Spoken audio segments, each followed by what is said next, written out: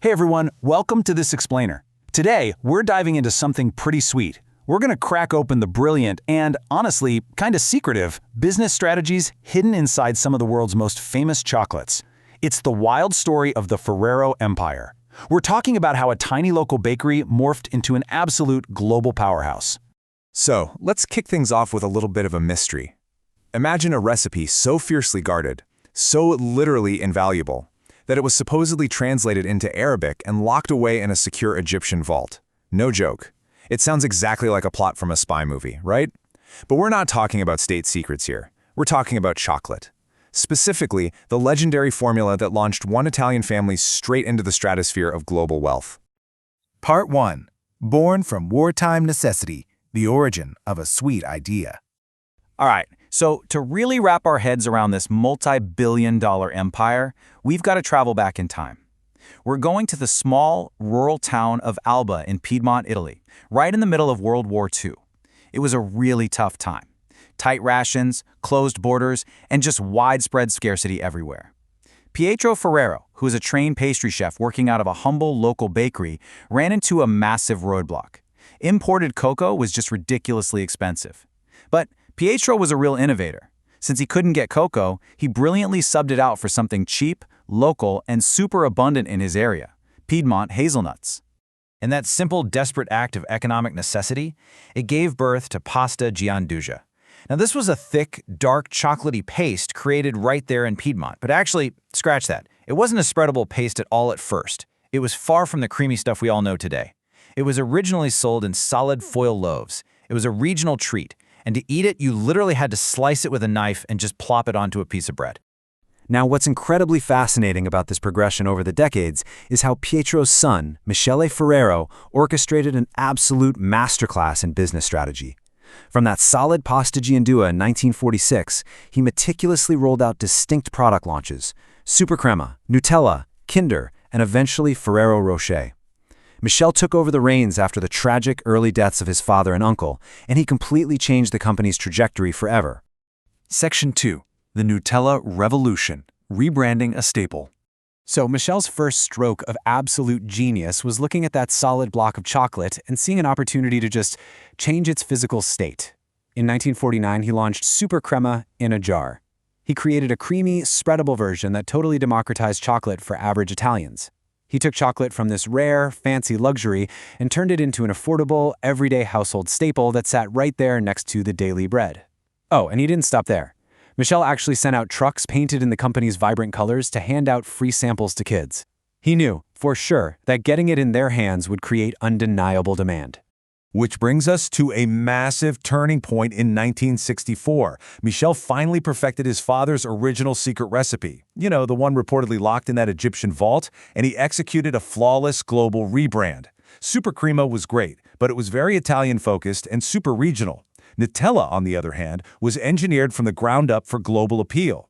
He brilliantly smashed together the recognizable English word nut with the Italian diminutive ella, a suffix you'd recognize from stuff like mozzarella or citronella. It wasn't just a fresh label, it was a strategic launchpad to take over the world. Okay, on to Section 3. Conquering the kids' market, strategic demographics.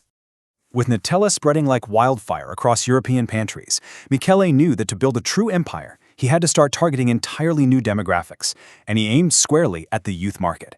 In 1968, he launched the Kinder brand. Kinder literally means children in German, which was a very deliberate, calculated move. He actually bought up old, post-war missile factories in Germany, converting them to rapidly pump out chocolate treats. And the recipe itself? It was custom-engineered for kids' palates, with a higher milk powder content and extra sugar.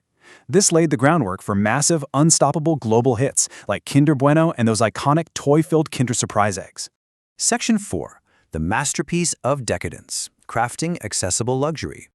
So he captured the everyday household with Nutella. He completely owned the kids' market with Kinder. What's next? Well, in 1979, Michele unveiled his crowning masterpiece, designed purely for a brand new demographic: adult luxury. The origin of Ferrero Rocher is actually deeply personal, even semi-religious for Michele. The brand was directly inspired by a pilgrimage he took to a grotto called the Roches des Massabielles in Lourdes, France. That spiritual connection gave the product its namesake and really drove his lifelong obsession with perfecting this high-end creation. Let's break down how this thing is actually built, because the chocolate itself is an absolute engineering marvel. It's constructed in very specific, decadent layers to give you the perfect bite every single time. First, you've got a whole crunchy hazelnut right at the dead center. Step 2, that nut is dipped in a rich, smooth pool of Nutella. Step 3, it's carefully wrapped in a delicate, crispy wafer shell. And finally, Step 4, the whole sphere is enrobed in chocolate and generously covered with roasted hazelnut pieces. It's like a giant puzzle of flavor. But the true marketing genius is what we might call the fourth layer, the packaging.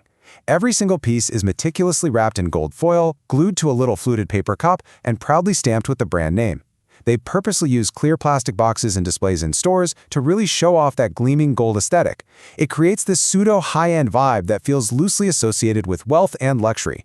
And that is exactly what made Ferrero Rocher an absolute global staple for holiday celebrations. It just crushes it in sales right before Christmas and New Year's Eve. Section 5. The Golden Willy Wonka. Community and Culture. Now, to manage this explosive growth across totally different product lines all over the world, Michele operated a lot like a real-life Willy Wonka. He kept this intense veil of secrecy over his factory operations and recipes. Nobody got in. But his real superpower was his segmentation strategy. He kept his 3 main brands totally separate. Nutella was your everyday household staple. Kinder was for the kids, and Ferrero Rocher was strictly for adult decadence and gifting. Because they were so distinctly positioned, they never cannibalized each other's sales. Plus, the company kept a squeaky clean, politically neutral corporate image. They barely even did outside sponsorship deals. It was all designed to keep your focus exactly where they wanted it, purely on the chocolate. And back home in Alba, Michele poured his immense wealth right back into his community. He set up the Ferrero Foundation, and the company just went wildly above and beyond for its people. We're talking funding bus lines to bring in workers from the countryside, building local kindergartens and schools, and even providing top-tier medical and fitness facilities for long-term employees. This wasn't just a PR stunt, it was genuine care. And it's exactly why, amazingly, there has never been a single strike at the Ferrero factory in its entire history. Not one. Section 6. A multi-billion-dollar legacy. The scale of sweetness. So you take this incredibly strict brand segmentation, mix it with super secretive recipes, and add unparalleled employee care, and you get a business scale that is, frankly, hard to wrap your head around. Today, the Ferrero Group is so unbelievably massive and still so deeply reliant on Pietro's original core ingredient that the company consumes 25% of the entire global production of hazelnuts. Let that sink in for a second. One single chocolate company is literally eating up a quarter of the world's entire hazelnut supply. And the financial numbers? Just as mind-blowing. By 2019, the Ferrero Group was raking in well over $11 billion in annual revenue.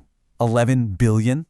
And they didn't just grow organically with their legacy stuff. They went on the offensive, buying up nearly $2.8 billion worth of confectionery businesses from massive rivals like Nestle.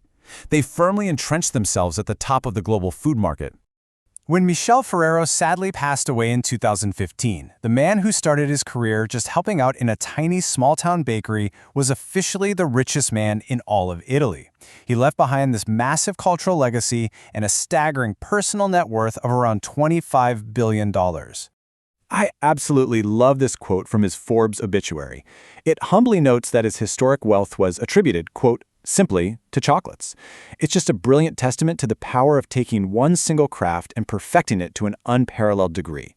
From a makeshift wartime necessity born out of total desperation to a luxury, gold-wrapped staple loved all over the world, the execution was basically flawless. So after exploring how simple, makeshift wartime hazelnut paste became this highly segmented, multi-billion-dollar global empire, it leaves us with one delicious question to ponder. Look at the world around you right now. What everyday necessity, what simple local ingredient or idea is just waiting for the right recipe to scale into an empire? Thanks for exploring this with me on This Explainer, and keep looking for those golden opportunities.